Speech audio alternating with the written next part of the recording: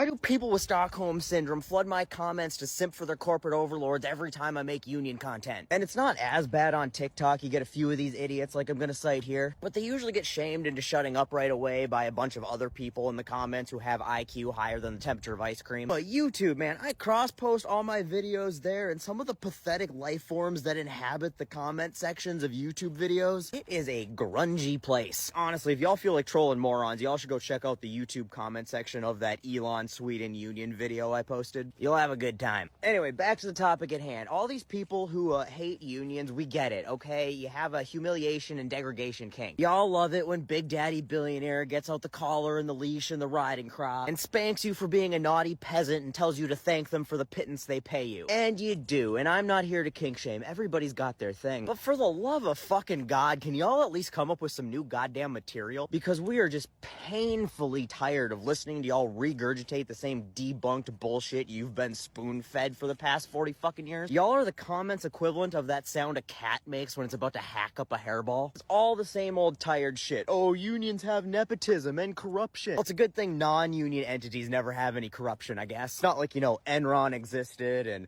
Trump's never hired his daughter and son-in-law and son and other son. They've never found thousands of dollars hidden in the walls of mega churches. Televangelists certainly aren't riding around in private jets. Non-profits like Trump's charity have never been ordered to pay $2 million because they were running a scam. See, all you need to do is just critically think about it for like 2 fucking seconds to realize how fucking stupid that argument is. Do unions sometimes suffer from corruption and nepotism and all of these problems? Well, certainly. And that happens sometimes for the same reason it happens with corporations and non-profits and religious organizations and police departments and HOAs and city fucking councils. Because all of these entities are made up of groups of people. And without the right checks and balances, groups of people who have access to power, influence, and money can sometimes do bad things. Just because it fucking happens sometimes with unions doesn't mean it has anything to do inherently with fucking unions. How goddamn disingenuous can that be? Then there's always the argument that comes up of, oh, unions make people complacent and they reward lazy workers by punishing good workers. And there's this guy who even went as far as claiming that Tesla employees get paid more than their union competitors. And once again, guys, it's all fucking bullshit. I've seen plenty of non-union companies keep really shitty fucking employees. Have you ever asked anybody who doesn't work in a union about their job? They will definitely tell you about everybody else's work that they have to do because those assholes don't do their job. And you can still fucking get fired from a union. Believe me, I know plenty of people who have. And to argue that unions make people lazy is statistically bullshit. Nowhere in the world has average drops in union membership equated to increased productivity. And statistically, there's no correlation between an increase in unionization and a decrease in productivity. In fact, they usually correlate together. Increased unionization also increases productivity.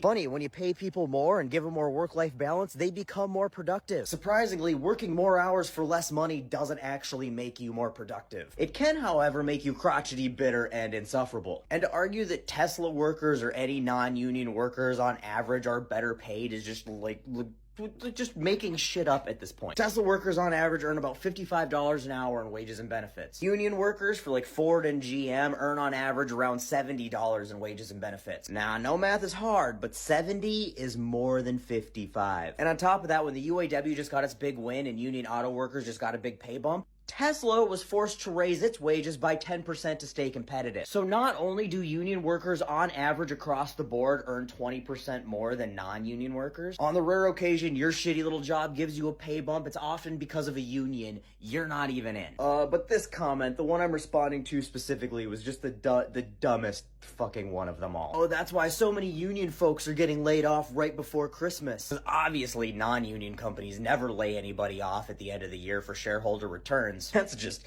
unimaginable. I went and I Googled all of these massive layoffs that are going on because, you know, unions suck, I guess. First, I see Charles Schwab laying off like 2,000 people. Now, that is indeed a lot of people who are gonna need Indeed. And so I dug around to see what worthless union was responsible for losing all these jobs at Charles Schwab. I dug, and actually, no, I didn't, because I'm not a fucking idiot, and I know Charles Schwab isn't unionized. Okay, but maybe that was a fluke, right? Farmers Insurance is passing out pink slips like it's a frat boy with a fistful of dollar bills at a strip club. 2,400 people at Farmers are getting jibbed out of their jobs. Turns out out their slogan, "We are farmers," happens to be more about the royal we, not the union we. It's also game over for 1,100 Hasbro employees. Now, Hasbro's games are actually manufactured by union workers, but they need them. So instead, they've decided to fire 1,100 people from their subsidiary Wizards, which is odd because it's one of their most profitable lines, but that still didn't save those non-union employees from a blue Christmas. Amazon is obviously laying off people and is also obviously not union. Citigroup's laying off a bunch of people. A bunch of tech companies like Epic Games, Roku, Stack Overflow, you know, these guys are never fucking unionized. But T-Mobile and CVS are going for broke on making people broke. They are axing 5,000 jobs apiece. And guess what? They are not unionized companies. And T-Mobile employees have been trying to unionize, and every time they do, T-Mobile just goes all Stevie Wonder and pretends not to see it. And so far, that's been a successful tactic. They have not successfully unionized. So I pointed out to our commenter that all of these non-union companies are laying off massive amounts of people, which would suggest that it's not a union thing. And mustering all the critical thinking skills of a reheated mashed potato, he said, "How you gonna enjoy all the things union got you if you're laid off? You folks got scammed, just too stupid to see it, but management is loving it. Why?"